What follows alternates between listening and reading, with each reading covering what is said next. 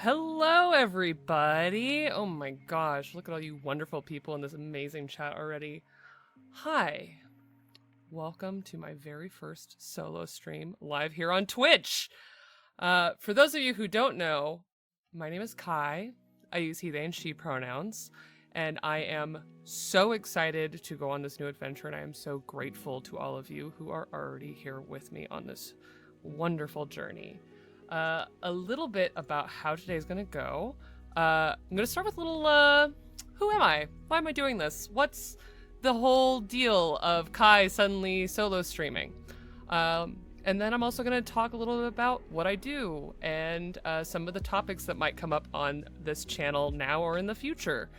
But while all of that's going on, I also wanted to play a little getting to know you game because I'm so overwhelmed by how much love you all have shown me just in the process of this starting and all of my work that I've done. So I wanted to play a little getting to know you game. So for fun, I have this pre-made little Google form that later in the show we're going to play Never Have I Ever, and I'm going to answer these. But for now, I would also love you all to answer these. So let me you can use !never in chat, and you can pull up that for the rest of the show basically and fill out a whole wonderful list of never have I ever questions, and then as time allows I will try and get through all of them. But I will also go around and answer questions from chat and talk to you all because I would love to address what you all want to hear about. I do see some of you are saying that you can only hear me in one ear. Unfortunately, that is just my microphone. I'm not sure why it doesn't cause other problems on other streams, but my microphone is in mono, and I will work on the future changing that, but right now I'm not sure how to adjust that setting. Haha. If it's really apparently I'm getting left ear, right ear differences.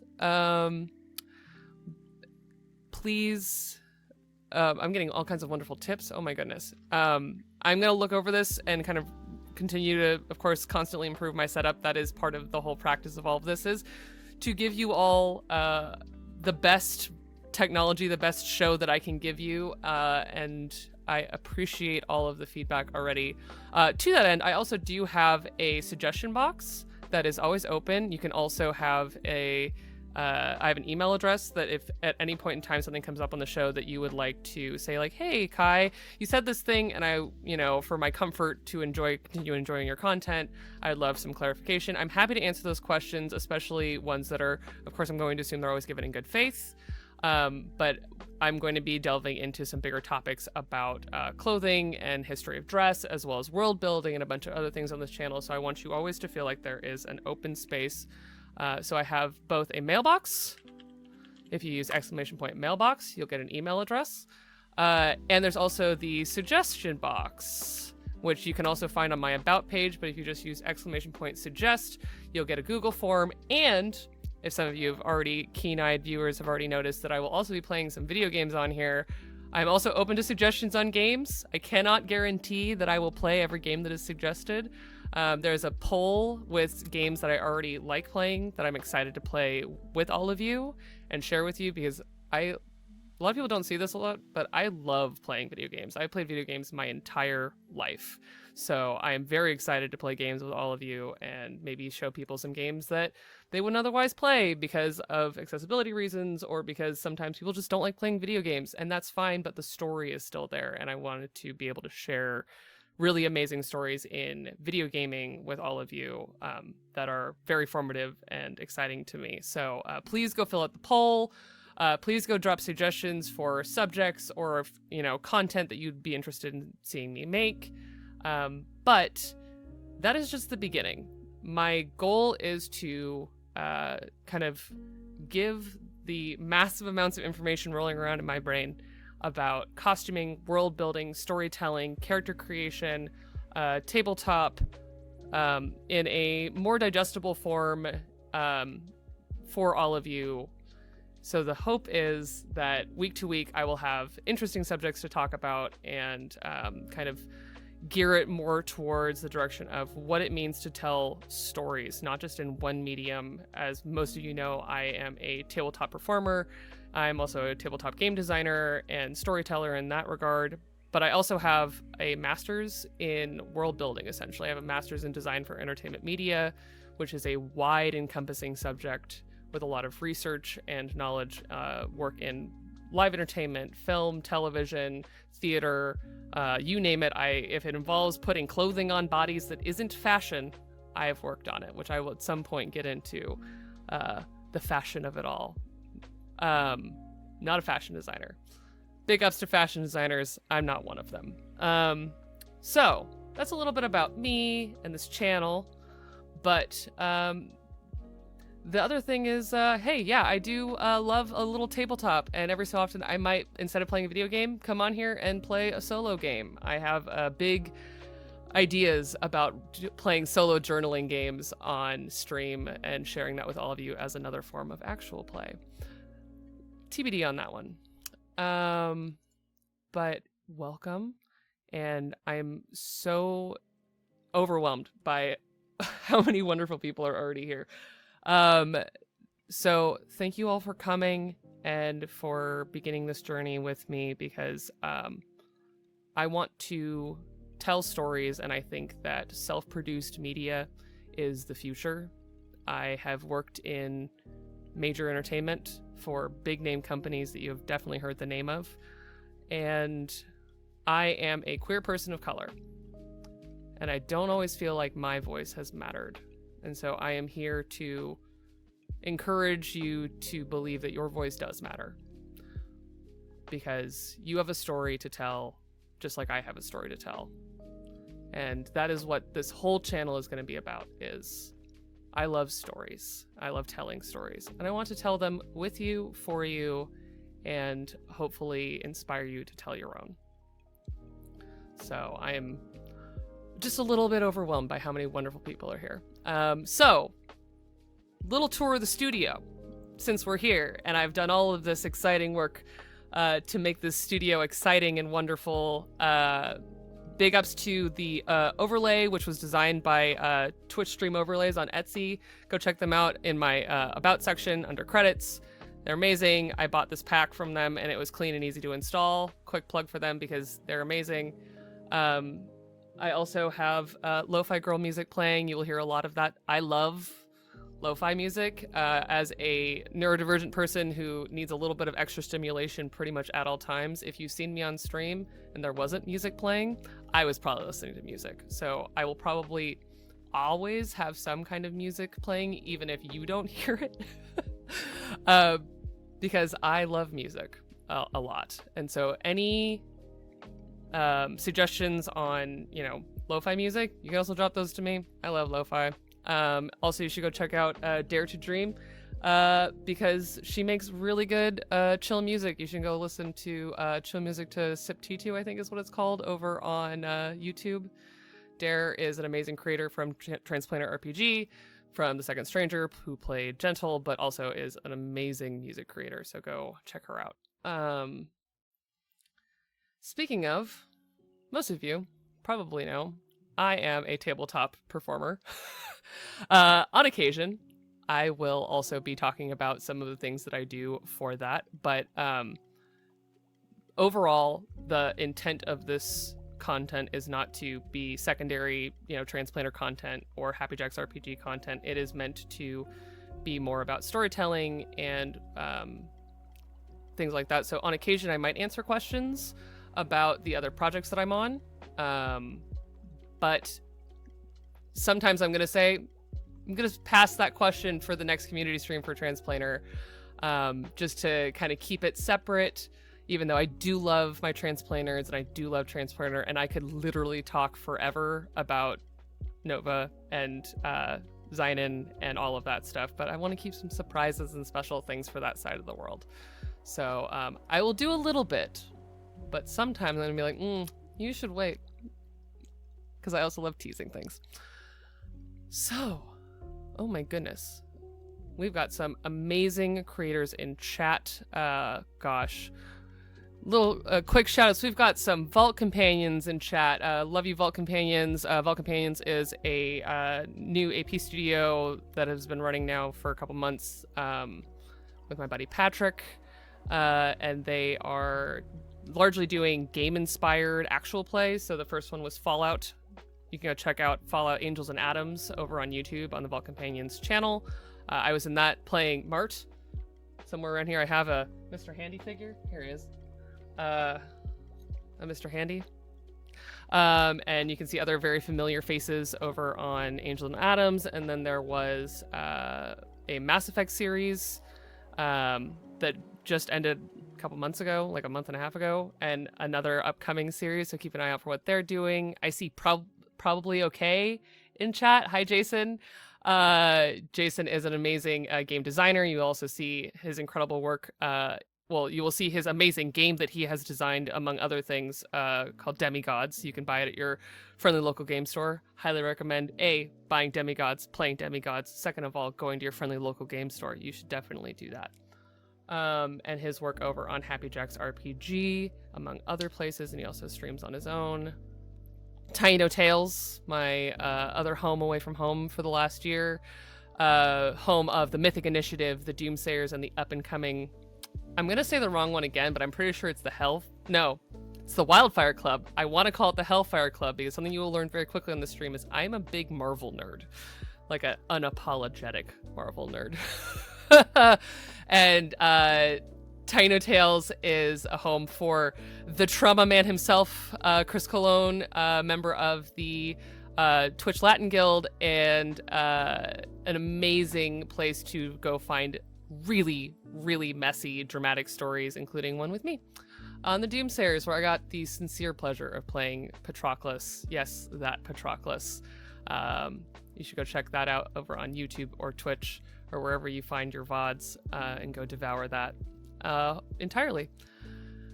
Gosh. Well, with all of those wonderful shout outs and all these wonderful people in the chat, and I see a bunch of people filling out my lovely survey. Oh my gosh. Okay, hold on. I'm going to pump the survey again.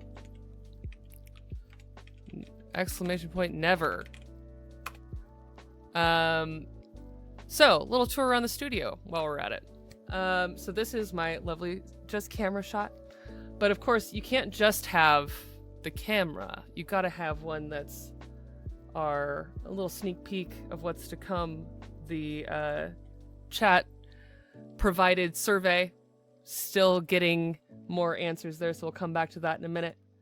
Here is my desktop, which I will use to show you all images and things like that. Right now it's showing Starlight Beacon from Star Wars The High Republic, which is another thing you will probably hear so much about The High Republic on here. I might just devote an entire stream to explaining to you all where to find the queerest content Star Wars has ever published over on the High Republic. And then last but not least, of course, I need a gaming frame, but my goal is to always have captions for our people who can't hear without their captions, of every stripe.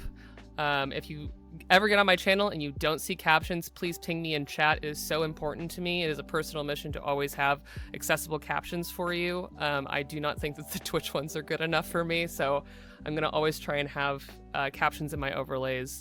I will do my very best to make this accessible for everyone. If at any point you find that there is a tool that would help you make the stream more accessible, I would love to hear from you. I am a giant nerd for accessibility in streaming, in tabletop, in video games. I really want to make the world a better place for people who just require a little bit of extra help to have the exact same experience as, our what is considered standard. That's not good enough. Standard should be everybody. So if there's something that I can do to help you consume my content, please drop me a line. It would mean the world to me.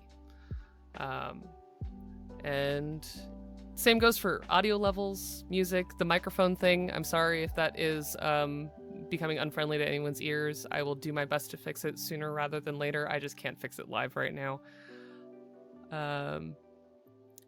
And gosh, that's the tour. I got some BRB screens. You saw my timer, all that other good stuff. But that's the stream setup.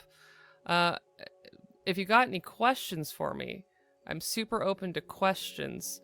So start spooling those up in chat, and I'll try and answer any questions you might got.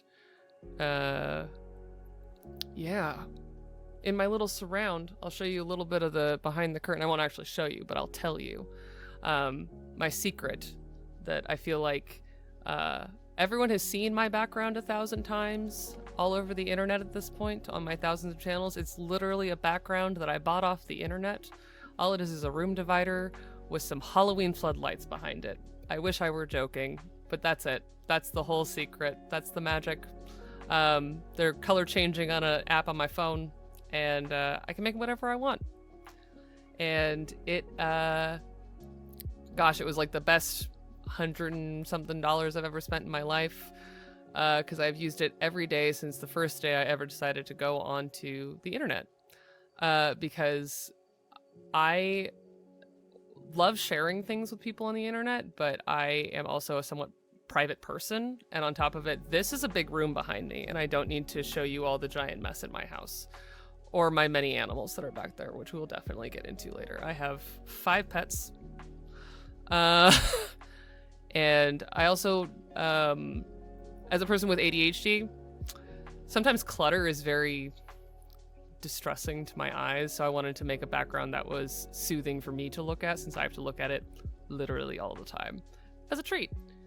But I got it, gosh, I was GMing and not streaming yet on any channel, and I was just hungry for a nice background for my home game, and that's the real origin of it. I was inspired by the genius work that is Rick Perry's Dome, the original version of the Dome on Dimension 20, and I said, I could put lights behind a background. That's all the original Dome is. And I did. In theater, we call this a scrim, or a drop with some scrim in it, and I just throw some lights behind it and call it a day. And I'll tell you what, it works really hard, and going into a little bit of the world building that I'll be talking about on this channel, even with a little bit of color or a little bit of effect, because I can also, even though I don't do it very often, I can project onto it and add effects. Oh my gosh, I'm being asked about my bisexual lighting tendencies. Fine, I will change it to my bisexual lighting, since I did not change it from Transplanter. Oops. My usual setting when it's just me, because I'm cute like that, is not that dim, is my funny bisexual lighting. Haha!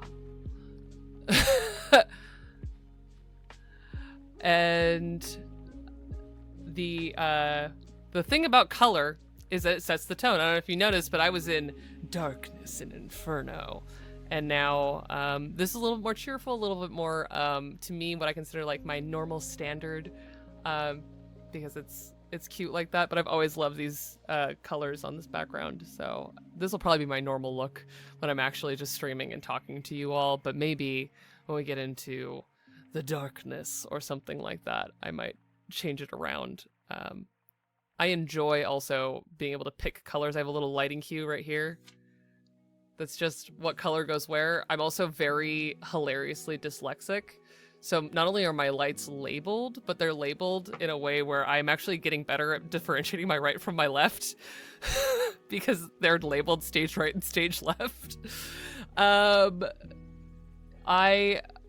It's a struggle every day to remember which one is which, including that I am not only a little dyslexic, I am also a little ambidextrous.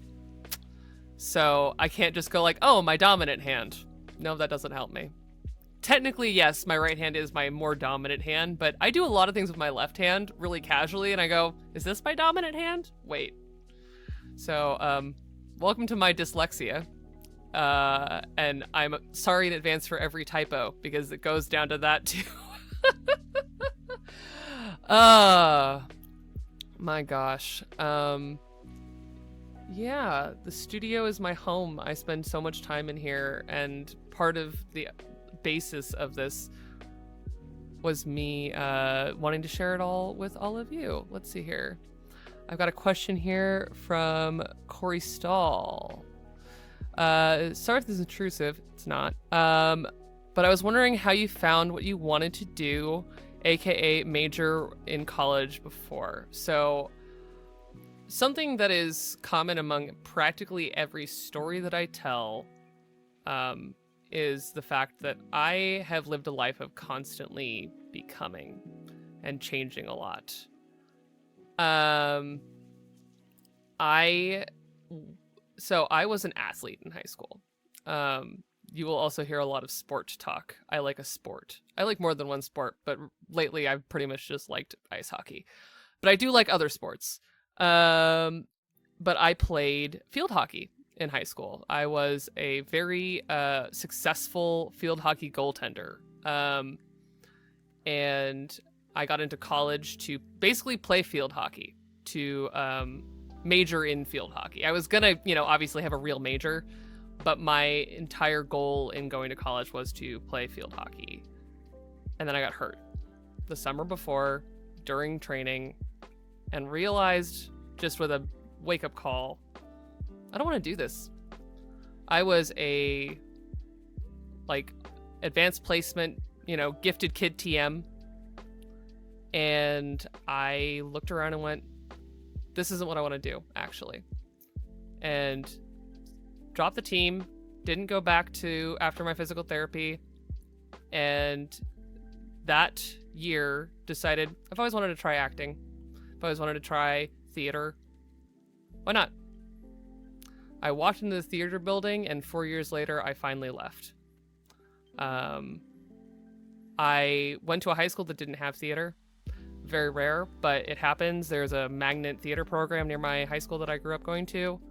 And so I just didn't have theater in my life in that way. I watched theater. I loved theater, but I never got into theater. And then in college, I lived theater. It was all I did. I researched every discipline, tried a lot of acting, ended up falling in love with costume design. I lived a whole life as a costume student, and then after graduation, I graduated into a recession here in the US and came home. Spoilers, everyone. I'm in Los Angeles. I'm in the place to work in the entertainment industry if you would like to work in the capital I entertainment industry. And no one wanted to hire me. I was fresh off of a bachelor's with no prospects, so I did what every person from Southern California does, and I worked at Disneyland. I had a great time, actually. I really loved working at Disneyland in costuming. I had the time of my life there, and but that was a change. I thought I was going to graduate from college and go work in film. And then it didn't happen, and so then I fell in love with my work at Disneyland. And then over time there, I fell out of love, not with Disneyland and not with the work, but with circumstances around the work and things like that. And I went, I deserve more, actually, than settling for the first job I got. So then I left. I went to grad school, pursued a degree in design for entertainment media, and craved more and climbed for more. And that is the story of constantly becoming, is realizing when something doesn't suit me and changing. And that is some of the story of this too, actually, is realizing that the life that I was living out of the spotlight, feeling like I couldn't share my story, couldn't share the stories inside of me, wasn't working. And so this is my becoming, to quote someone very wonderful, the great C. Thomas, as Litany in God Killer Last Hope. I want to tell stories. That is the real origin of all of these changes. I have a story inside of me, and that is how I found my major. That is how I found who I am. You'll notice at the end of all of my social media information stuff, it says, let's tell a story together. That is what my entire pursuit is, and hoping to help people tell better stories. So yeah, thanks for the great question. Let's see, we got another one. My ambidexterity and struggle with differentiating right from left can influence my experience with clothing. Yes, it can. And clothing design, how do I adjust with that? I'm drawn to asymmetry, which is really funny. Because forgetting which side is right and left makes me go, wait, what side did I do that on? Ever since I started doing this, though, it's actually really helped, at least for makeup looks. For me, I can tell the difference more. It is, I kind of don't care, which is part of the problem. Because it doesn't quite matter for aesthetic reasons. It might matter for meaning reasons. There's a lot of cultural and like psychological logic behind right and left. But as far as just pure aesthetic, it varies from person to person. And so it's something that doesn't really affect me. It's more about the ebb and flow of just the look of something. But I will say, for things like my makeup looks, which I'm going to get into a lot on this channel, actually, because I do a lot of makeup looks for stream, is if it's a makeup look that I have to do more than once, I will not only take reference pictures, but I will actually mirror them and stick them directly on the mirror that I am doing them on. And so I'm literally just matching same side to avoid having to remember what side did that go on. Because as Lena Fisser was joking in chat, my scar's on the wrong side. Thank you, Avatar, for giving me a deep existential crisis. There's a story behind that. I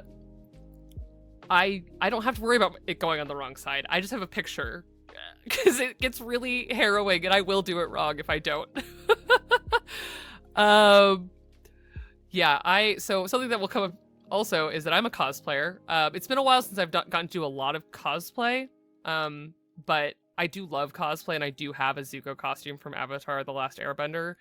And the very first time I ever wore it, someone in public at the convention just yelled, "Your scar's on the wrong side!" And I had a full, like, is it actually on the wrong side, or are they just joking with me because of the show? Because the show has that joke in it. And I took my phone out and checked just to make sure, because I just had such a crisis about it. Yeah, it's me and my ongoing silly dyslexia. Okay, so ADHD, I was actually diagnosed when I was relatively young, when I was a teenager, because I knew something was wrong. And I had a very open conversation with my parents, and I just said, hey, this isn't working. Whatever's wrong, this isn't working. Help. And I was diagnosed actually with ADD, which is a diagnosis that's been eliminated by the DSM and rolled into ADHD. But it's the same. It's just an understanding that the hyperactivity, is sometimes an internal instead of an external. But basically, I call it my superpower. I think that ADHD makes me a superhero, because I have hyperfocus beyond all logic and reason. Neurodivergency, make it work for you. That's what I have to say about it. I am very open in public about being ADHD and neurodivergent. I don't have any shame about it, because I don't think that anyone should. And I think having it allows me to pull on threads, write poetry, tell stories in a way that is more the way I feel. So you'll notice if you watch me perform, I will pull something from completely left field, wrap it into poetry, and turn it into part of the story, because that's how my brain works. If I didn't have the ADHD, and there was times in my life where I was medicated in a way that I wasn't enjoying, where I couldn't do that. And so without it, I was like, no, this isn't working. Actually, I need to be able to grab that.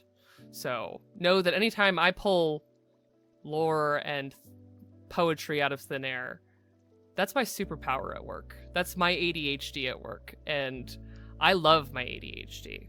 I love my neurodivergency. It is, it makes me happy. I don't know. Uh, thank you for the wonderful questions, everybody. Oh my gosh.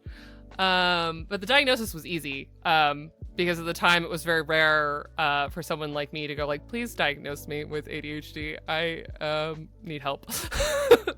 And I had a great person who was just like, yeah, you got ADHD. You should deal with that.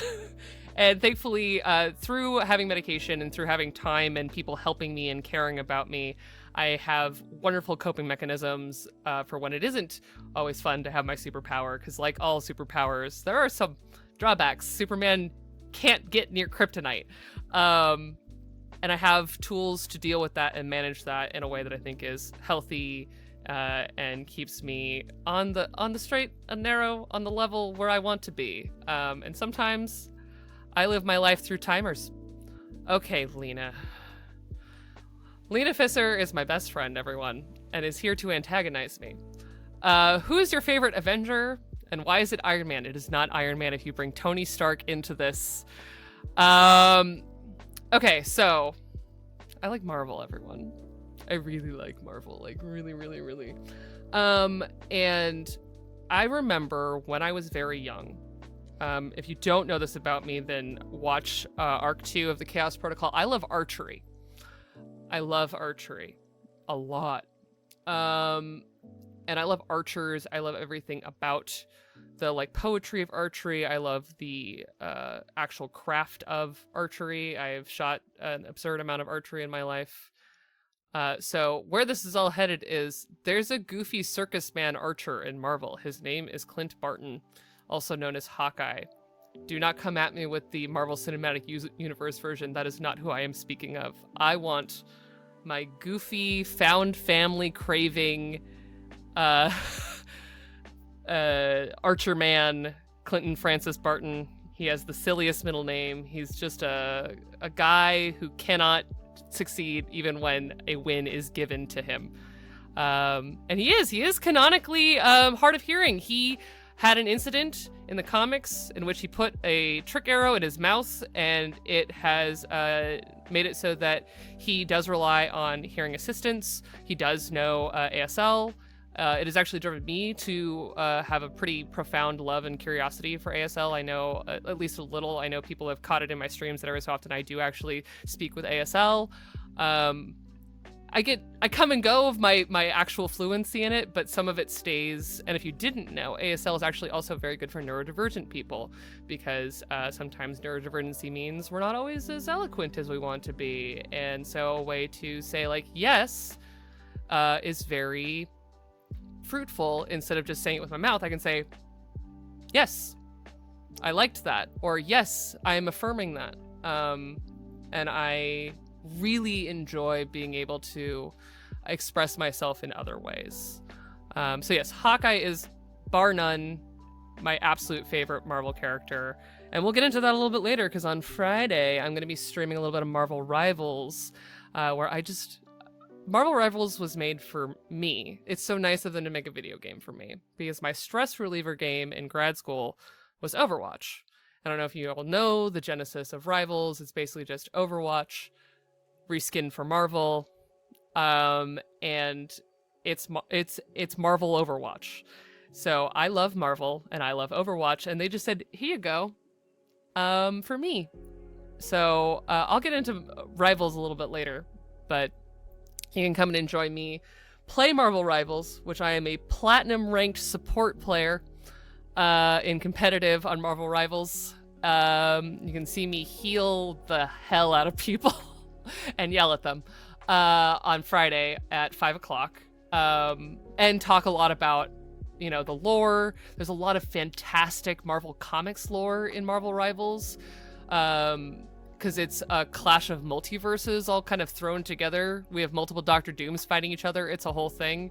But it is the most comics version of Hawkeye, I think, published in a new form of media in the last 15 years that wasn't the comics. Absolutely fantastic. Obsessed with him.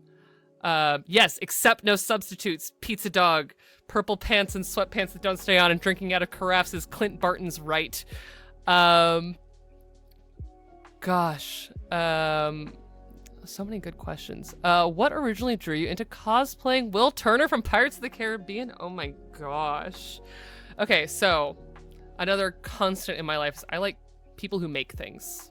I love craftspeople or people who are dedicated to a specific skill because of the neurodivergency, and maybe that's a little bit me sometimes.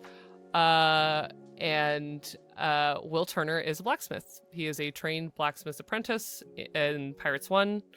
And it just so happens that also when the Pirates 1 had come out and there were no other Pirates of the Caribbean movies in the way before, I met my very best friend, who was a diehard Captain Jack Sparrow cosplayer. Sorry to put you out there in the world, but now everyone knows.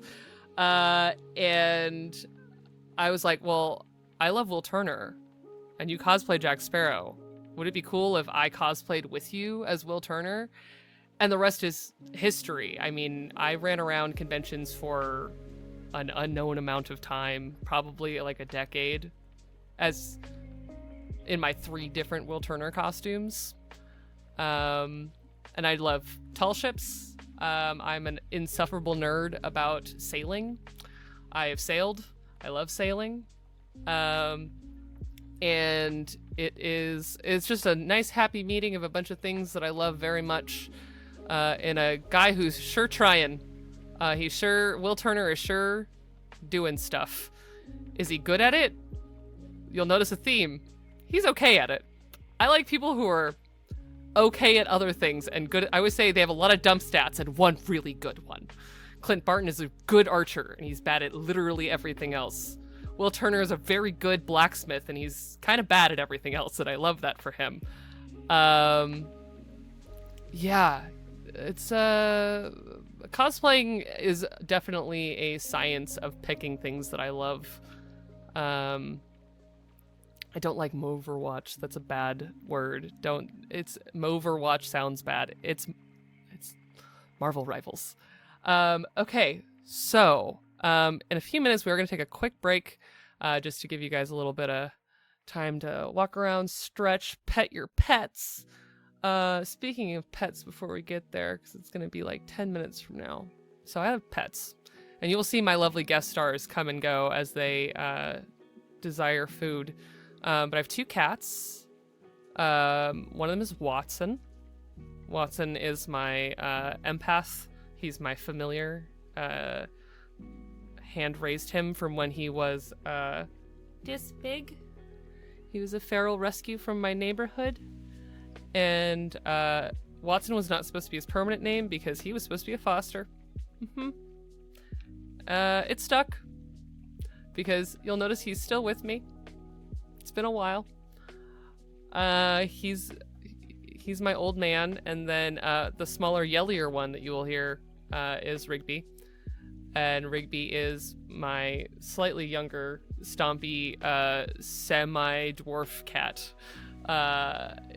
who is a rowdy young man. And then I also have you will not see them on stream probably, 2 leopard geckos and a snake. So content warning for snakes is in there because I do have a 6-foot-long pet snake. Her name is Lang. I've had her since I was in middle school, and she is big and chill. She's just vibes, man. She's a California banded king snake, and she is. I've never seen a snake remember who a person is, except for her. She can smell me when I am nearby, and she will come to the edge of her tank and ask for me to pay attention to her or feed her. And I just love her very, very much. And I know that a lot of people don't love snakes. I'm also, while my cats can volunteer to be on stream, my reptiles cannot.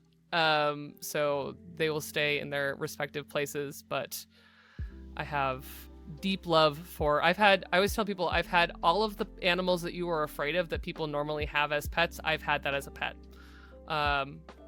So except for very specific kinds of insects that people do keep as pets. But I've had that one. The one you're thinking of? Yeah, the one that's about this size that has 8 legs. I've had one of those as a pet. But I just love animals, and if I had all the time in the world, I would just honestly have a farm of animals. Because I have always been surrounded by a deep, fascinating amount of animals, and I have always been the person that says, oh, can I have that one? Oh, can I? Oh, I found this true story. I found a hamster in a shopping cart once, kept them. Yep, he was my pet for a couple years. I'm a keeper of animals. The 8-legged Dangerfloof's name was Harriet, or Harry. And she was an adopted, unwanted other person's pet that I had in my childhood home. She was chill and just vibed. Again, like all these scary animals that people talk about, a lot of them just vibe. Yes, the animal distribution system normally does find me. Watson is proof of that. I mean, the cat distribution system was a little bit stuck. The chute stayed on me for a very long time because my home had a feral cat colony. And over the years, I would find kittens. So Watson is actually the 24th kitten from that colony. Mm-hmm. And he's the only one I kept, though. Everyone be proud of me. I only kept one, / my mom would only let me keep one. And I have found dogs, plural. I've not kept any of the dogs. But dogs find me. I was working one day and a dog found me while I was working. There's a running joke in my life that I am a real life ranger, and that animals just do this. So, and it's not like Disney princess style where it's all cute and wonderful. It's like they come to me and they go, help me, I need. Yeah, I am a little bit the animal distribution system. That's true. Gosh. Well, everyone, please go fill out my fun Never Have I Ever that we're going to play in a couple minutes after the break. I would love to hear some of the things that you all have done in there. And these are all done in good fun. I will not be reading too deep into the results as to who might have said what. This is the only way this is ever going to be distributed is in a funny little pie chart on this stream. And then never seen again. You don't have to sign your name to any of your answers, and it's going to be a good time. But in the meantime, oh my gosh, you guys, it's been almost an hour. Gosh, what's the best character creator to make a funny little guy? I mean, it depends on your funny little guy. I mean, are we a humanoid funny little guy? Are we a little animal funny little guy? I just like funny little guys. I will always say go into Hero Forge and make the weirdest little guy you could possibly create and then play them in tabletop. Little guys are a specialty of mine. Especially funny, deeply unserious ones like Rivers Omerica from Pick Your Poisons, Roguelike Rumbles, in which I was literally Phantasmic from Disneyland as a crocodile blade singer wizard. To clarify, for Never Have I Ever, if the way it works is the phrase is Never Have I Ever, and then the question will say, played a TTRPG. And if you have, you say, I have played a TTRPG. You say yes. And if you have not played a TTRPG, you say no. Thank you for the question, the brilliant, incredible, singular, the dramaturg, C. Thomas. Another person that you should definitely go check out. In fact, my 5-second plug before we go on break for those of you who don't know somehow but are here, hi everyone. I am a main cast member on the Chaos Protocol over on Transplanet RPG, which is an all transgender, people of color-led dark fantasy actual play series set in a non-colonial, anti-Orientalist multiverse. And C. Thomas, who's in chat right now, is our brilliant dramaturg, producer, and keeps the machine running smoothly. Honestly, I couldn't do half of the nonsense that I commit without them. So big ups to C. Thank you so much for hanging out with us today. But in the meantime, we're gonna take a 10-minute little break here, and please get up, stretch, pet your animals, and tell them that Kai loves them. And we'll be back in 10 minutes. If I can figure out where my button is. It's over here.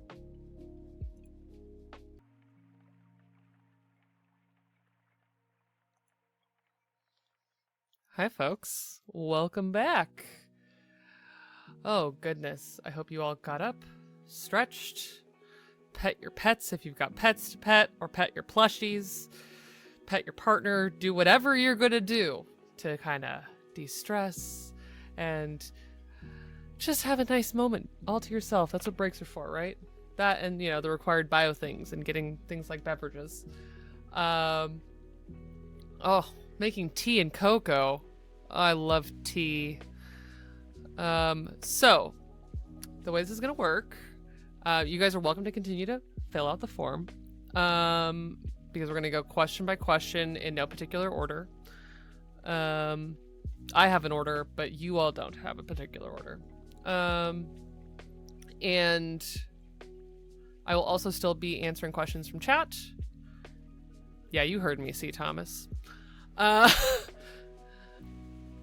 And away we go, I think. So this game, a little bit of background as to why I picked this. Besides the fact that I do genuinely want to know what you're all up to. I want to get to know you a little bit. I have been playing variations of Never Have I Ever, gosh, for like 20 years. It is actually one of my favorite getting to know you games because 1,000 years ago, and I'm so a little bit of preface to this. Some people have had various experiences with Never Have I Ever. Some people call it Five Fingers. For some people, it is exclusively a drinking game. For some people, it is like a game that they played with their church group. I've heard 1,000 versions of Never Have I Ever. And my version is it's meant to be a fun getting to know you adventure.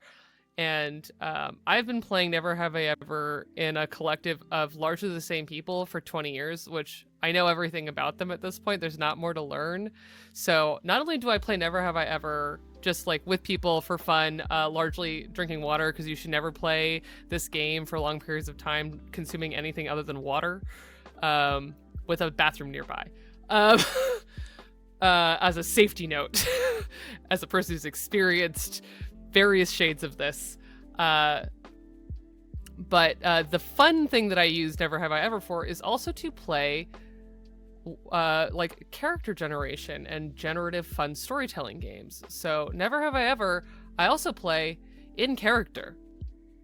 Yeah, as characters from literature, movies, television, my TTRPG characters, you name it. I've played with people who have played inanimate objects multiple times. Yeah, it's a fun exercise because then it makes you question like what the character has and hasn't done. It is it's quite a blast. Let's see here. Chi Squared, I appreciate that. Every time you ran out of fingers, you had to tell a story about one of the things. I really like that. And that's a little bit of what we're doing, but I'm just gonna tell stories, and there's gonna be some times where I'm gonna look at the chat and go, okay, what? You don't have to answer any questions. Again, this is completely anonymous, but I am very curious and a bit of a magpie. So I'm gonna be like, who said yes to this? Not in a judgy way, in a raw curiosity way. But yes, I love Never Have I Ever. And I thought that this would be a really fun way to kick off streaming, to get to know you all who have been so kind to come and enjoy your evening or morning or whatever time zone you are in with me. It has just meant the world to me. And as I said in chat, I have the zoomies because I'm having such a good time. So let's, as I burp, kick it off. So to reiterate how the rules work, the idea is, never have I ever... Oh gosh, now I've confused myself. Even though I've been playing this game for 20 years. Because traditionally the way this game works is you're playing with a group of people. So the idea is that someone says, like, never have I ever. So the first one I have on here is played a TTRPG.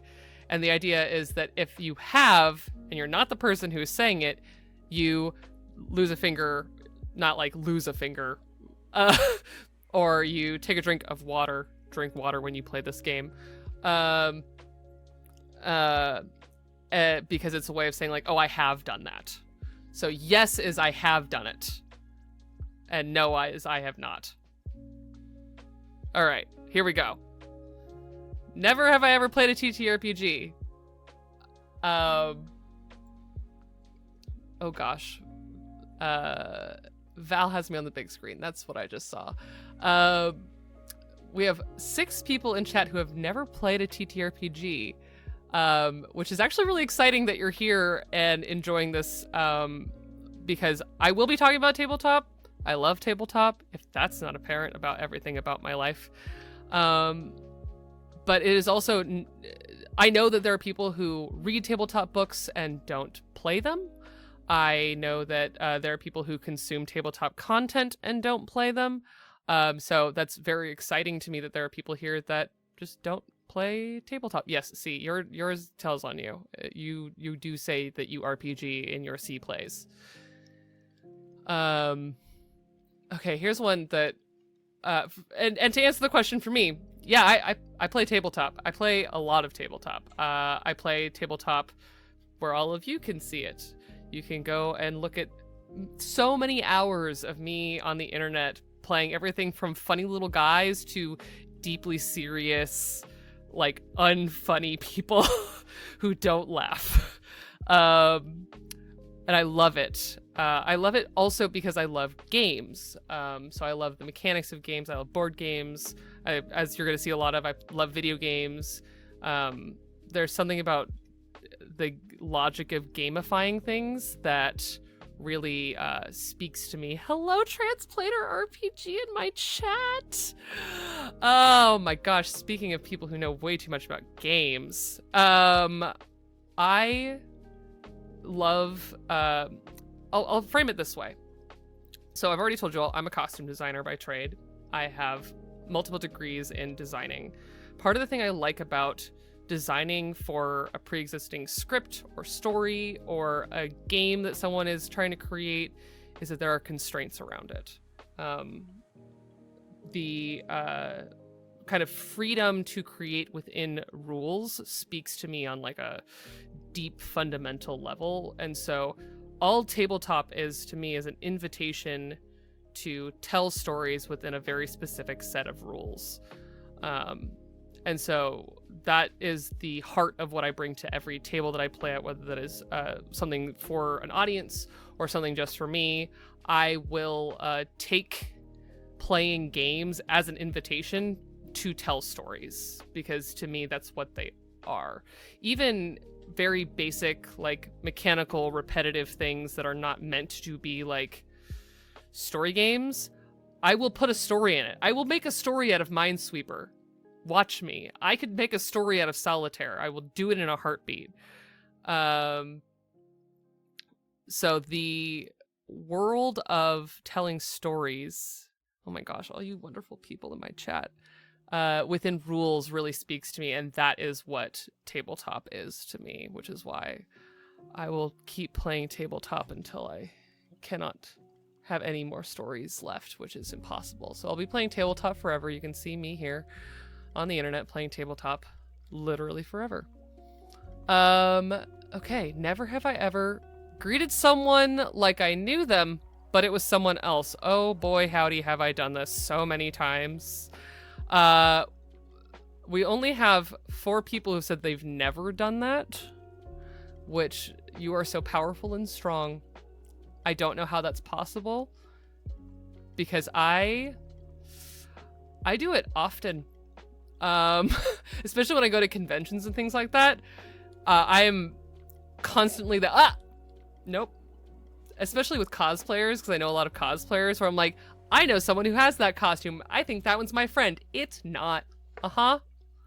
That's okay. Hi, person in a costume I like. Oh, not a full conversation. Oh, good. So long as it's a positive conversation. So, Asa Spirit, my beloved Valiant Dorian, another person that you should definitely go follow, check out all of his amazing projects that he is working on. He is also a game designer, streamer, and fellow cast member in the Chaos Protocol on Transplanar RPG. Has done the, oh, hi, person that I don't know, even though I thought you were someone that I do know, and then had a nice conversation after. Hopefully it was nice. Oh gosh, that's so real. Dreamer's Dystopia. Much more likely to forget that I know someone and greet them like a stranger. That one's rough too, honestly. The constant. Oh, I've introduced myself to you, but we've met like 5 times. I'm so sorry. Yes, hi. Deeply awkward. Not today. Oh, Blistarbean. Not today. That's rough. But I think it's a deeply human experience. That's what I'll call it. I'll call it a deeply human experience to greet someone like you know them, even though you don't. Thankfully it was the older brother, okay, of the person that you thought it was. That at least, like, yeah, familial resemblance hopefully exists there, maybe. I'll give that one to you for free. You don't have to explain further. Never have I ever actually laughed out loud when typing lol. Y'all, I'm a millennial. I type lol a lot. I'm really sorry in advance. I type it so often. And I do genuinely laugh out loud when I say it, when I type it sometimes. Though I also tragically have just said lol. Yeah. You can judge me now. That's fine. Oh my goodness. Hello, Dr. Evil 2. Thank you so much for following me after Romeo and Juliet. Oh my gosh, that was like a year ago now. What a treat. For those of you who don't know, I did get to play. I had the sincere pleasure of playing Romeo about a year ago here live on Twitch. It was awesome. Got to live my theater Shakespeare dreams of playing the one and only Romeo. Oh gosh. Love Shakespeare. So yes, the lol thing, to go back to lowbrow, more comedy for the pit, if you will. Yeah, saying lol, it does happen. Actually laughing when I type lol, that often is what actually is happening. I do laugh a lot. I like making, noises. I'm a very externalized person in that way. So, yeah, I will say lol and type lol. I will laugh out loud when I type lol. That's the one I mean. Try and avoid the other one now, because it's upsetting. Never have I ever played this game. There are 5 people who have never played this game. Well, now you have. You can't say that you haven't.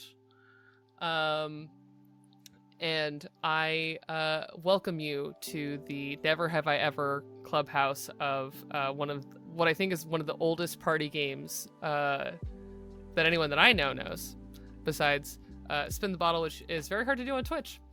Oh, House of Dreams. Oh my gosh, thank you so much. What is happening? We're vibing.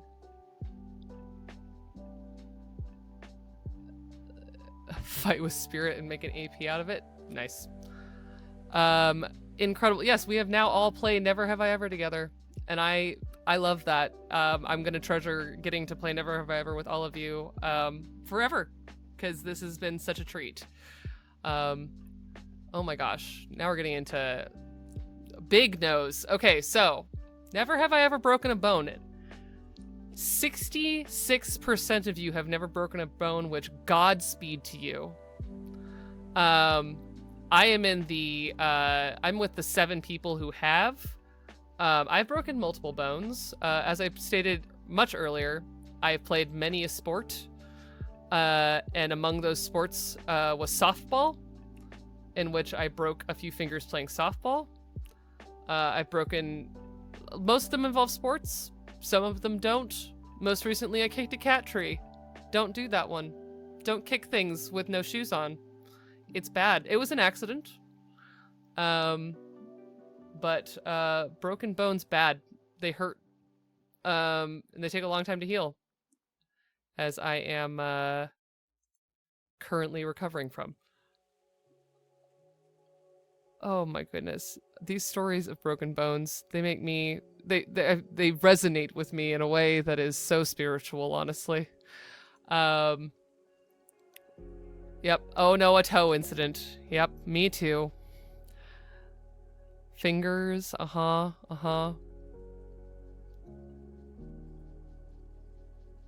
Nothing major. Oh, yep. The worst one is definitely ribs. Don't break your ribs. It's terrible for you because if you're getting injured in that place, just don't. But also, it takes a long time to heal and it hurts real bad. I also recently broke my pinky toe. That's rough. Yep. Yeah, don't break your ribs. Not recommended. Okay. Moving on. Oh, now I'm very fascinated by this one. Never have I ever kissed a celebrity. I won't explain my answer for this, but I have. 14 of you said no, a fine answer, and 7 of you have said yes. I am deeply curious about those 7 other yeses. I am currently recovering from breaking my pinky toe. From kicking a cat tree in my house a couple weeks ago. Don't do it. It hurt real bad. Dropping your phone on it, Val. Valiant Dorian. I like a maybe celebrity kiss. That's almost an answer. Real clever name. I was given field lacrosse gloves my first year as a goalie. Yep, because those don't have the right pads in them. You broke many fingers. I bet you did, because they're supposed to have padding. Here, lacrosse is one of those sports. For those of you who don't know, lacrosse is a sport. I played field hockey, so I think lacrosse and field hockey and rugby have a lot in common, which you're either playing it with so much safety equipment that you can't move, or it's a dangerous game to play. That's it. Those are the only options. And I was a goaltender, so I on purpose had a field hockey ball hit at me. So I salute you and your brazenness to play lacrosse as a goaltender, because wow. You're right, C. Thomas, and we've all seen you kiss your micro celebrity partner live on Twitch. Big fan. Oh my goodness. Listen, I let you define what celebrity is here. You could say yes or no to your heart's content as to what you consider a celebrity. That's what I'll say. Not tripping down the stairs. Oh my gosh. Okay. Never have I ever knitted. I have knitted. And so has... Why is it not scrolling? It is scrolling. Oh, it's because I'm not scrolling fast enough. I'm sorry, everyone. I was not scrolling fast enough for my little window. 12 of you have knitted, and 9 of you have not. Knitting is as relaxing as people think it is if you get in the flow of knitting. So I can knit. Do I like knitting? Not really. I don't like knitting. It's not a knock on knitting. It's a neat craft. Oh, you're knitting actively? That's awesome. And like, I think knitting is one of those things that if it works for you, then it is like the ultimate just like doing something with your hands, and then you're like making an entire blanket or a scarf and the garments just appear. If you've ever seen anyone knit before, it's truly wonderful because it'll be like, you'll see them and then somehow like 8 hours of their knitting has passed and they have an entire like huge other section. I think knitting is truly a magical pursuit. It is not within my wheelhouse. I have, to go along with all of my other fun things of having broken bones, I have some like minor nerve issues, so I don't have the like sensory motor function I think that makes knitting really satisfying. Doesn't work for me, number one. And number two, I'm super allergic to metal, and most knitting needles have not the greatest metal in them. So I also have to buy like specialty sewing stuff because I am super allergic to nickel, and they plate everything with nickel. Nickel is in everything. It's a curse upon me in my life. And so knitting and I are just not like super close. We're not really chill. And oh my gosh. Yeah, nickel is truly brutal.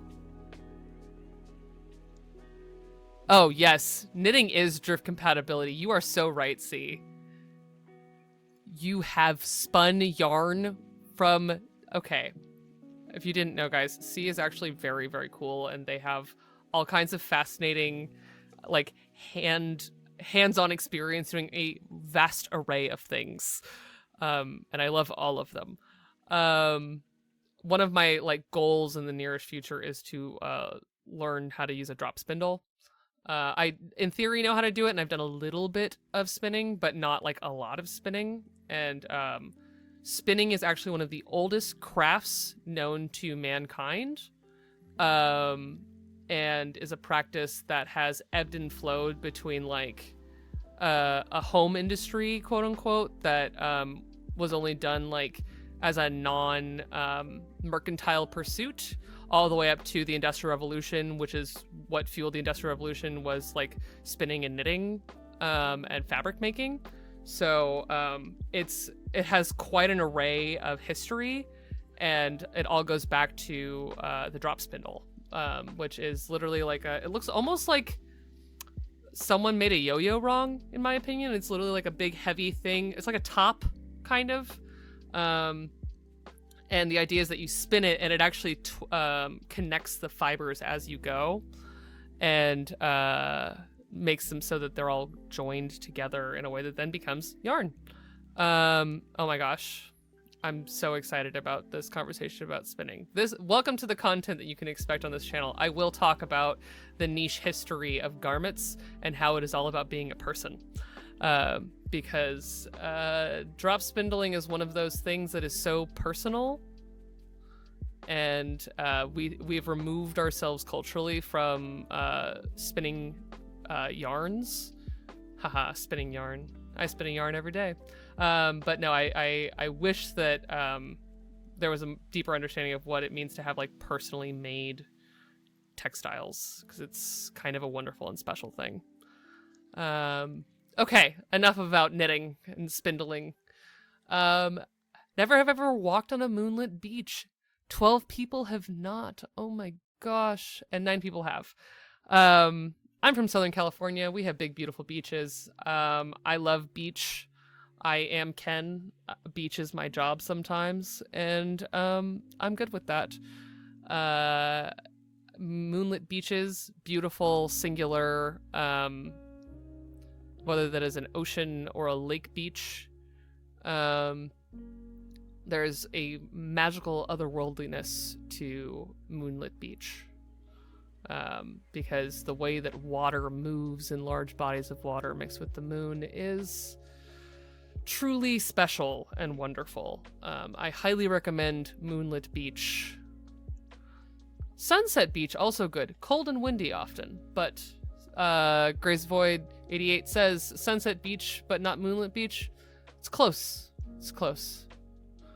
Oh yeah, Lake Michigan, definitely beaches. I mean, Lake Michigan's practically, it's just a freshwater ocean. It's big. Highly recommend. As you can tell, I could wax poetic about moonlit beaches for a very long time. Especially if you add like the sound of just lightly rolling waves behind it. I'm like giving myself goosebumps because I love beach. Let's see. Oh, Varric, yeah. Red tide. So those of you who don't know what a red tide is, I believe there are multiple forms, but the one that is truly spectacular is the bioluminescent red tides with moon. You should look it up. Red tides are when I think it's plankton. There's some small ocean. I think it's technically a fauna, not a flora. Washes ashore in large droves, and it's lightly bioluminescent. So under the dark ocean water, you just see waves of glowing something. It's one of those things where the ocean is stranger to us than deep space, and it is so beautiful just to see the like nature reacting under the moonlight. I love that. Thank you, Varric. Oh, you've done both West and East Coast moonlit beaches, House of Dreams. Well, aren't you a well-traveled beach walker? Have I gone to East Coast beaches before? I have. They are largely Florida. I've been to a few Floridian beaches. I have done some non-US beaches. I did moonlit Wales beaches once. I love beach. I never feel more at home than places that have a slight coastal moistness to them. Yeah, Moonlight Wales Beach. Wales is a beautiful country if you've never been. It's one of my favorite places I've ever traveled to. And there's just beautiful ocean because it's just a very tiny corner that is mostly ocean and sheep. That's all that's in Wales. Val says, I learned during spring break that Cali seas are not as warm as Malaysia all the time. Yeah, no, it's not. We can get really cold beaches, actually. Like really, really cold beaches. Yeah. I know Malaysia's just hot. Like, you live in a hot place. Beautiful. We love a beach walk. Never have ever licked a coin. Listen, I, in my heart of hearts, am a feral monster person, and I've definitely licked multiple coins. I wouldn't do it now. I know way too much. My body says I will get ill. But have I put things in my mouth that I shouldn't have in my youth? Yes, absolutely. I have definitely licked coins. If you can guarantee that it was clean, I'd do it again. Hey. Don't at me. Iron Pissed. I know where you are. Yeah, coins. Don't lick them. Have I? You bet. Yes, you can lick a chocolate coin. That's a safe coinage to lick. Don't lick coins. Do it in your tabletop games to prove to everyone that you don't care about hygiene. Bite them maybe to prove that they are... That's true. Coins are washable. You are correct.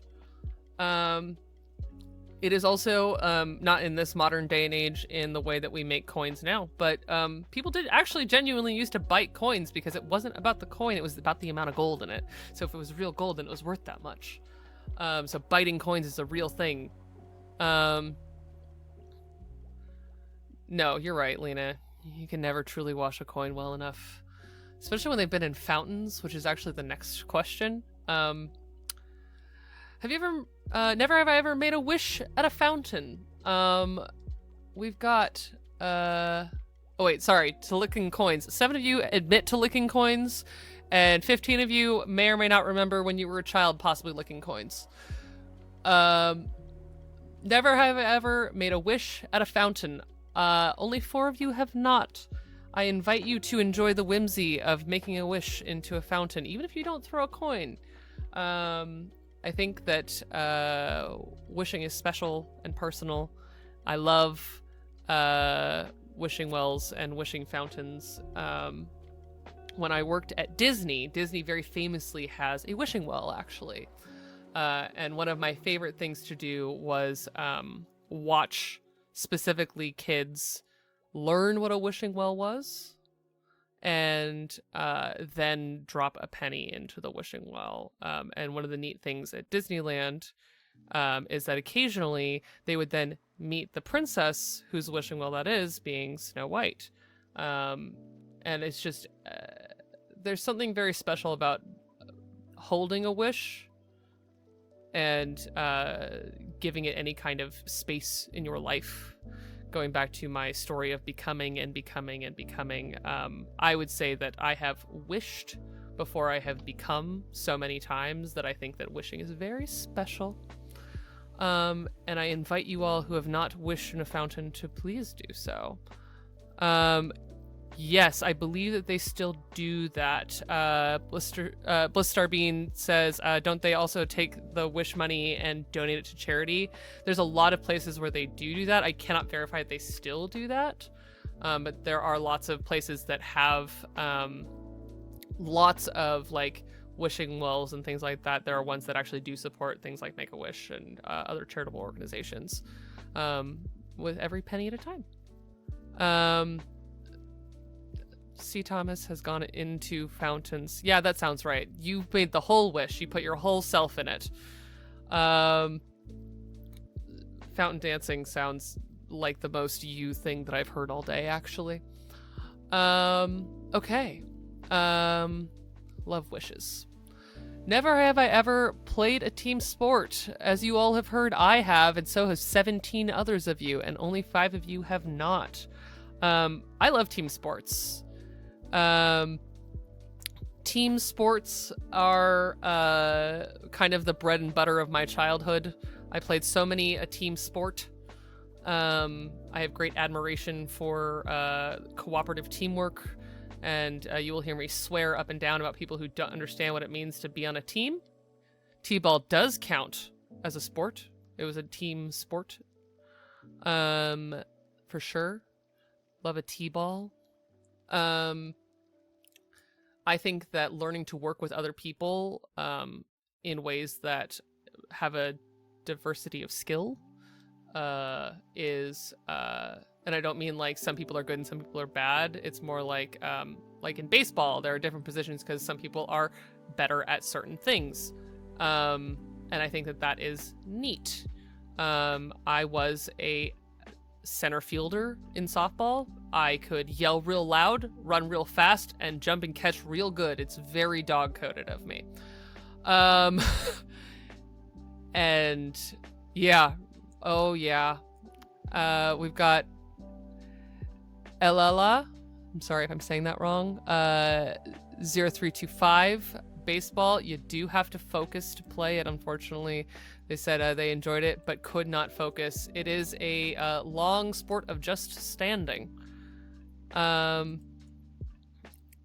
know what? Marching band may as well be a sport. You are like, if they can count dance and drill as a sport, marching band definitely counts as a sport in my book. I was very close with the marching band in my high school. That should surprise literally no one.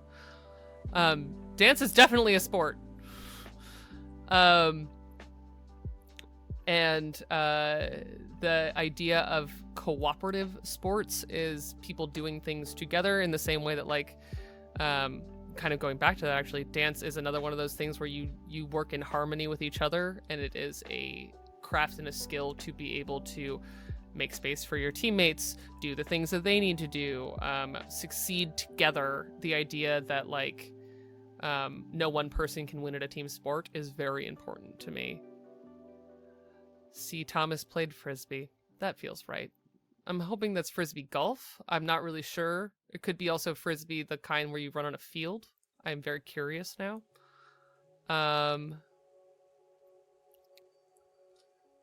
Oh, goodness. Yeah, the broad reach of sports to me is actually very near and dear to me. I love cooperative gameplay, going back to the tabletop of it all, because it isn't just about one person. And part of, like, my deep love is being the goaltender. I was a very highly rated goaltender in field hockey. And I liked it not only because I have pretty good twitch reflexes, and again, I can yell real loud, and nothing is scarier than a goalie that can yell all the way across the field and be heard by people in the other goal. But also, being the goaltender means that it is your job to see the field and keep an eye on the ball. And a lot of times I was also the assistant captain, because a lot of what I ended up doing was also watching the field and making sure that things were going or seen the way that we needed to see them. So team sports are not just about physically doing things, but it's also about being present with the other people and helping them succeed. I love a sport. So yeah, I love a team sport. We've had some really good sports in there. Oh my god, Val and his overwhelming success in basketball. Yep, even C's talking about it. Val has an incredible story about basketball that everyone should ask him sometime.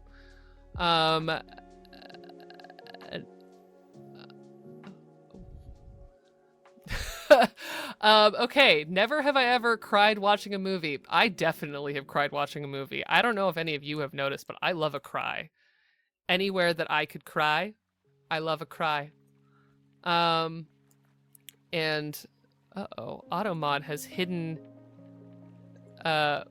one of Val's funny things that he said, and I'm not sure how to undo it. It won't let me just say yes.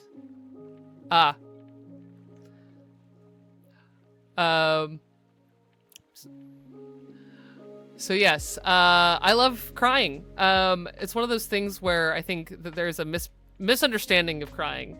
I think crying is cathartic, beautiful, wonderful, and good for you. I think crying is so good for you. I cry largely in fandom movies because I have an emotional attachment to the characters of the story. So this is something that I hold very dearly about fandom in particular, is that the more you can like hold a story and personalize it for me. I love a stirring story that connects me to a character, and then I feel deep feelings about all of them. Gosh, we've got all kinds of good ones.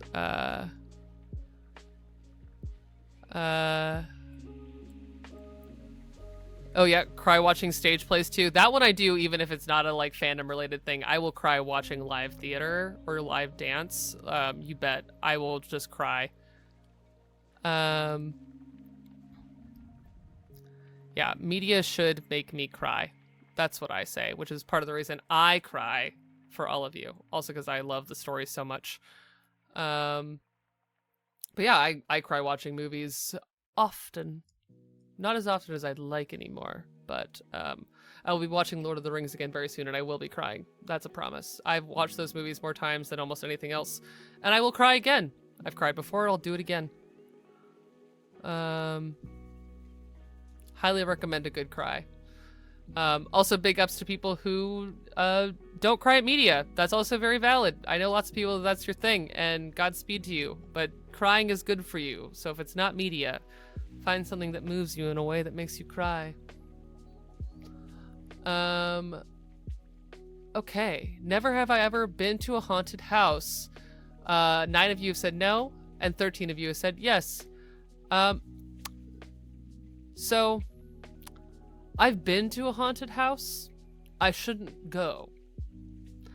I love haunted houses. I love immersive entertainment. I should not go to haunted houses because, as previously mentioned about playing field hockey, I have a really good twitch reflex. Unfortunately, part of that twitch reflex is a quick swing if someone gets too close to me and startles me. And I love performers, and I don't want to randomly knee-jerk swing at someone. So I don't go to haunted houses, not because I don't like them. I think they're very cool. I've helped set up quite a few immersive haunted things in my life. But as a person who knows a lot of people who are scarers at Halloween events and things like that, I'm when I get really scared in a haunted house, I am the person who's laughing. and going, ah, and giggling. But I always tell people I have an older brother. I grew up surrounded by a lot of young boys, and I have a very quick twitch reflex. You shouldn't jump scare me. I have been jump scared awake at conventions and shared hotel rooms with ill effect. So just no haunted houses for Kai. I don't recommend it. What did C say that is making people yell at them? Oh, real haunted houses. Yes, I've also been to those too. See, you're right. But I was talking about funny haha ones. I love a haunting. Watch Transplanter RPG for all of my love letters to ghosts and hauntings. Okay. Haunted houses. Boom. Never have I ever played Pokemon. 10 of you have not, and 12 of you have. I thought this was a really funny open-ended one when I came across this prompt, because I was like, Pokemon the card game? Pokemon the video game? Did you just run around and yell Charmander? All of these are options. They all count as playing Pokemon. I have done all 3 of those, I believe, at some point in my life.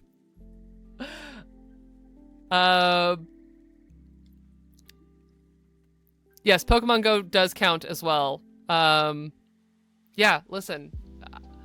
Pokemon good. Actually, one of the very first movies I remember crying in was a Pokemon movie, because I was very young, and I remember watching, I think it was the Pokemon movie, like the very first one when it first came out. I remember crying in the theater.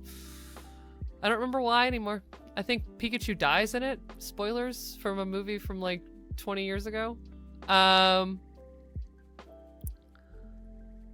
Yeah, okay, I am not misremembering. Thank you, Iron Fist, my beloved. Yeah, the Pokemon movie, devastating ending. I remember crying in the theater with my aunt.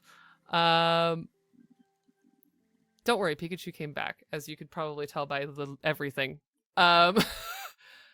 Yeah. I love Pokemon. I used to play on my Pokemon. I used to play on my Game Boy Color. I actually recently uncovered my completely gold piece of old nerd things. They made a Pikachu digital pet that was basically just a pedometer that was also a digital pet, but it also fed into the game. I don't entirely remember how anymore, but I did find the Pikachu, and I do still have my copy of Pokemon Yellow, so I'm very curious to see how those connect. So I might have to re-answer yes to this question soon, because I'm curious about the Pokemon digital pet that I found. It's cute. It's literally built like a little yellow Game Boy. It's adorable.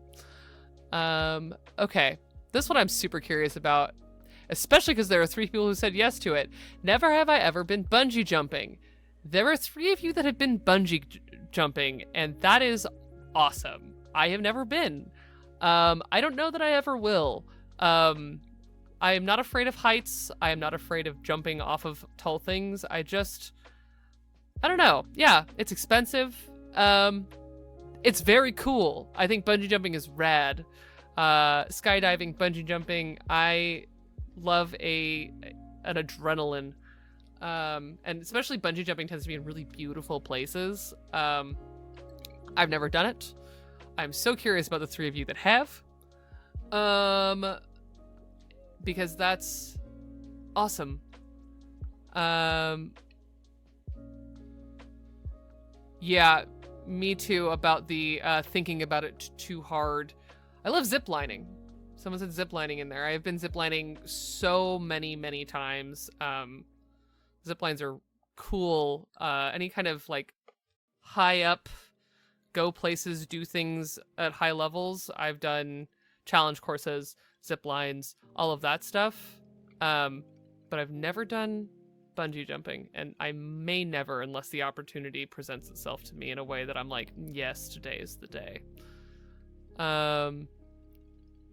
Very curious who's been bungee jumping. Okay. Never have I ever rode on a roller coaster with a loop. Oh, I love roller coaster. 9 of you have not, and 13 of you have. I love roller coasters. This is another Kaiism, but when I was young, when my family would go on trips, my brother and I would go on roller coaster tours. This has happened more than once. We did a road trip to Vegas when we were both too young to do Vegas things, but we sure could ride all the roller coasters. So I rode every roller coaster on the Strip. The roller coaster at the top of the casino with the big tall tower thing, that's not a roller coaster. The rest of them, though, roller coaster. Circus, New York, State Line, did all those. Love a roller coaster. Loop roller coasters, great. I've been on the tallest roller coaster in the United States. I've been on the second tallest roller coaster in the United States. At least at the time they were. I don't know if they are anymore. Beast and Son of Beast. Super fun. I think one of them has a loop in it. Yeah, Stratosphere. Thank you, Lena. Yeah, Boomerang, a classic Southern California looping coaster. At Six Flags Magic Mountain out here. It's a single loop. No, that's Revolution single loop roller coaster. Coasters where they have metal detectors to make sure you've emptied your pockets. Yeah, I love those. I have this hilarious memory of going on a roller coaster that had a really big drop. I don't think it had a loop, but it was one of those ones that they were like, you cannot have anything in your pockets. You will hurt someone. Here's a locker that is free to use at a theme park, because if you take anything on this roller coaster, oh, thank you, Jason. Of course you know these things. And I think I went on it with the loop. I don't quite recall anymore. It was a very long time ago. But roller coasters where they have like mandatory lockers, where they're like, the only thing you should have on your person is just the clothes you're wearing. You better be wearing shoes that lace. Otherwise, they will fall off. I have gotten off of, or before getting onto a coaster once, I saw a guy who was offboarding, who clearly had a comb over, and then he had a mohawk. I love roller coasters. They're super fun. Okay. Never have I ever gotten a tattoo. Oh yeah, Universal Studios has some real good coasters. Never have I ever gotten a tattoo. I have gotten a tattoo. I have one tattoo, and I have a few more planned. Cannot wait to get more. Yeah, I love tattoos. A little bit of costuming history and lore for all of you. Tattooing is actually one of the oldest known forms of costuming. Because clothing, scientists have largely decided, was not actually created to protect the human body, but actually to decorate it.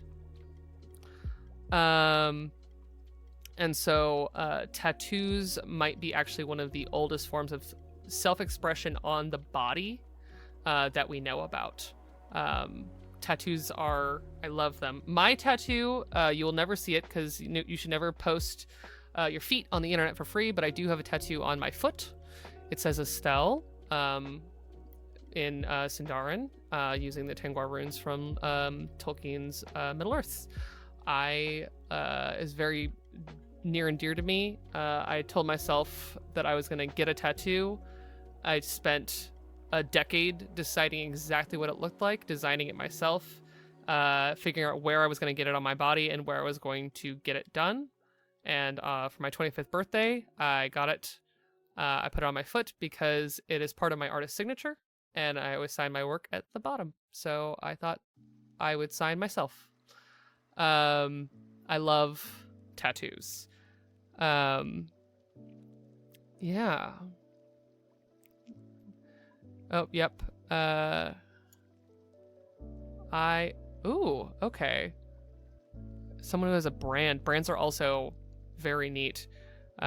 Couldn't be me. I've burned myself for not fun too many times.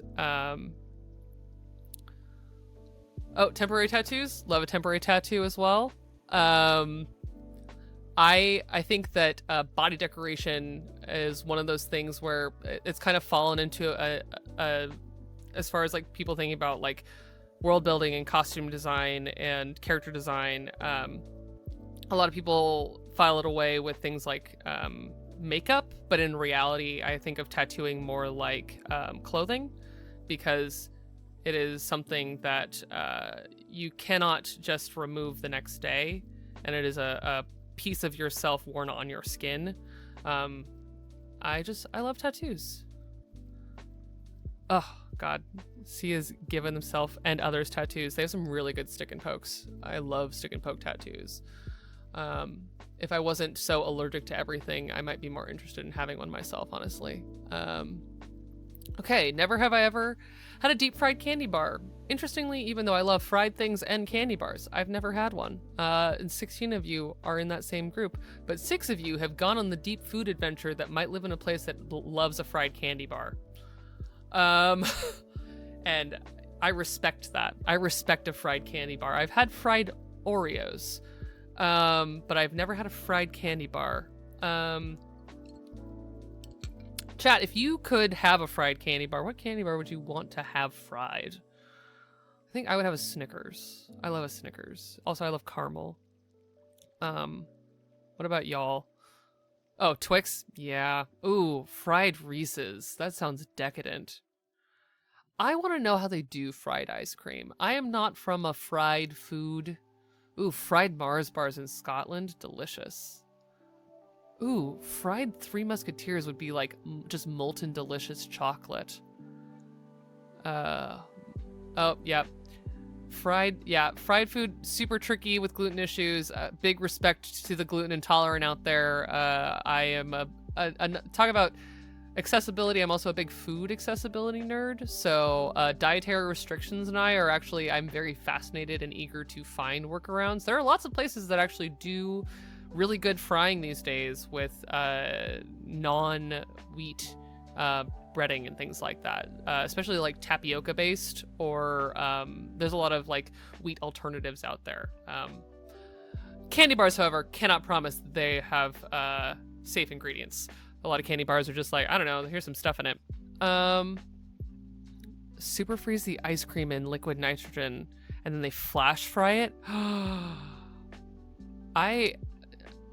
Listen, I'm not a big sweet person. Like, I don't crave sweets. I'm a salty, crunchy person. Literally before this, I was just like wolfing down a bag of baked cheddar and sour cream Ruffles. I love a salty thing, but I gotta try this fried ice cream stuff. Yeah, you're right. The gluten-free fryer thing is a whole thing. But there are places that actually, especially at least where I am, I have the great fortune of being in LA, where not only was it a fad, but they've also just like now embraced the fact that maybe people are gluten intolerant. So there are places that regularly do have gluten-free, like fryers or just entire kitchens that are gluten-free, which rocks. And I hope that for you as well, friend. Okay, we're gonna go through these last ones real quick. Never have I ever gotten stitches. I definitely have. No, 12 of you have not, and 10 of you have. I've gotten so many stitches in my life. Not recently, but I've sure done stuff. I love my love letter to scars, Mr. Zion and Esh. I think stitches are one of those things where it's like I've done something, and I remember everyone. Yep, I've also been bitten by a dog. I don't think that they stitched that one though. Okay, never have I ever tried to cut my own hair. 7 of you have not, and 15 of you have. You 15 brave souls, I'm one of you. I have not let another human cut my hair in over a decade, due to the gender and politics of hair and how many times I was given a lost member of the Beatles haircut instead of a 1940s men's barbershop haircut. Yeah, I started cutting my hair actually for cosplay. The first time I ever cut my hair was in the bathroom of a hotel to cosplay Captain Jack Harkness from Torchwood and Doctor who again has a 1940s men's haircut, at least in some of his stuff, and then he gets shorter and shorter and shorter. Yes, cutting hair is such a love language. I've cut a lot of people's hair. I actually got in trouble with my friend's parents in high school for cutting her hair, because she had like really long hair and she was like, I don't want it anymore. And so we were on a trip and I just cut all her hair off. Yeah, it was fine eventually. Yeah, her parents were mad for a minute. Okay, never have I ever been pushed into a pool with my clothes on. I definitely have. I've been a camp counselor. I had a pool growing up. I've slipped into pools with all my clothes on. I've been pushed into pools with all my clothes on. I've jumped into pools with all my clothes on. Yeah. Being a camp counselor involves being a feral goblin person who just does stuff sometimes, including having things in your pocket that shouldn't get wet. But there's a pool there, and someone said, I dare you. Oh my gosh. Yeah. Pools and clothes. What a time. Yeah, being pushed into a pool is a whole other thing. At least, like, jumping in, you're like, I'm making this choice. But sometimes the world or other people choose for you. Never have I ever cooked a holiday dinner. About the pool thing. 13 of you have not, but 9 of you have joined me in the not consenting to being pushed into a pool wearing all of your clothes. In this day and age, I will say it's different, because at the time it was pre-smartphones, so the likelihood of someone having $1,000 piece of technology in their pocket was very low. Nowadays, it definitely has very different, like, connotations. Okay, cooked a holiday dinner. 8 of you have not. 14 of you have. I recently did that. Because for the most part, like, I have a family that I'm still pretty close to. Some of them have been in the chat tonight. And so, like, family holiday dinners are pretty standard for me. But on occasion, especially, like, I have friends that are less close with their immediate biological family, who are part of my, like, close friend family, my found family, and I have cooked multiple holiday meals with them, for them. I love cooking as a bit of love. Oh yeah, Val's friends asked for his phone before pushing him into the pool. That's so kind of them. I would be very suspicious if anyone ever asked me for my phone at random near a pool. Never have I ever lost my sunglasses that were on my head or face. This is an ADHD one, everyone. I salute all of you who have definitely done this. And the 6 of you who have not, you're so strong. You're so strong. Where do you get that strength from? Beef Wellington. Oh my gosh. Okay. Never have I ever jaywalked. I definitely have. The 4 of you who have not, you're probably smart. You might live in a place where it's a really bad idea. The rest of us, well, we do stuff. Never have I ever screwed up at school. 5 of you have not. 18 of you have. I once had the nightmare scenario of sleeping through a test. I will never forget it. I am that overachieving kid, and I actually did sleep through a test in college, and I cried and cried and cried. The teacher let me make it up with less losing my phone while it's in my hands. Yeah. See, that definitely, me too. You're so strong. Never have I ever owned a gaming console. 6 of you have not. 17 of you have. My very first one was a GameCube. Yep. GameCube. So long ago. I still have it, including the Game Boy attachment. Never have I ever slept in regular daytime clothes. Oh yeah.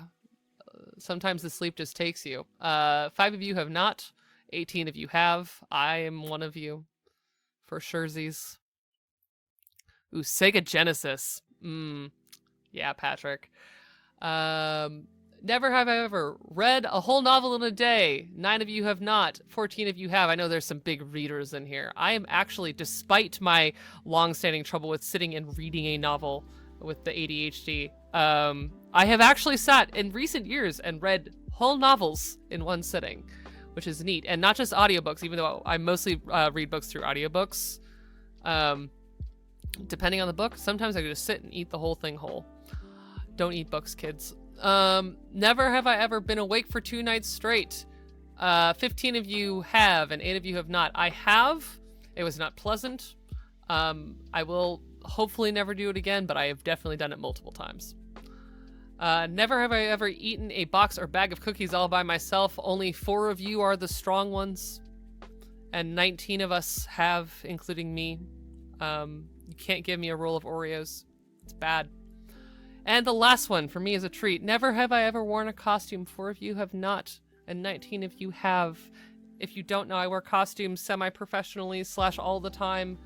Love a costume. I highly recommend them. You don't know it, but you probably have worn a costume. I love costumes, and that is one of the main things that we'll be coming back to is what is a costume. You'll notice I've differentiated cosplay and costuming and costume designing. These are 3 different disciplines. Thank you so much for playing Never Have I Ever with me. It is 7 o'clock, and so I'm going to give a little sign-off, a little love story of 2 costumings, and bid you all good night. But costuming, my world, the beginning and end of how I tell stories, will be one of the main recurring subjects on this channel besides what I'm going to be doing on Friday, which is gaming. So you can join me here on Estelle of Imladris on Twitch to hear about costuming, storytelling, world building, and how all of these things connect in stories and games in many, many facets. I've had such a good time playing this game with all of you and talking to you for 2 hours. My streams will probably only ever be about 2 hours, because I don't know if you noticed, but I could talk straight through 2 hours without trying. On Friday, you can find me here playing Marvel Rivals, the new hot game from NetEase. That is just Overwatch. It is a PvP team versus team shooter game featuring Marvel characters. I will be playing and talking about it. I'll probably not be playing competitive. I'll probably just be playing in quick play, but it'll be a good time, and I'll talk about Marvel and playing the game and games. But in the meantime, thank you so much for joining me, everyone. I am Kai. I use he, they, and she pronouns. You can find me all over the internet as Estelle of Imladris. You can find me here on Friday doing this. You can find me tomorrow over on Bad House RPG for the penultimate episode of Sun and Chains, which is a Tales of the Valiant actual play through the Kobold Create program. It is an all AAPI table telling a post-colonial story set in a fantasy Asian-inspired world. And then you can find me on Saturday for the next installment of the Chaos Protocol over on Transplanar RPG, with more vampires and Inferno, playing Court of Blades retooled to be Court of Vampires. We are having a great time in Arc 3. You can watch that and catch up on Transplanar RPG over on all of our many places where you can find our VODs or on podcast, wherever you get your podcasts. And in the meantime, thank you so much. This has meant the world to me, and more on Friday. Until then, you all have a great night, and have a restful evening or rest of your day. Bye, everyone.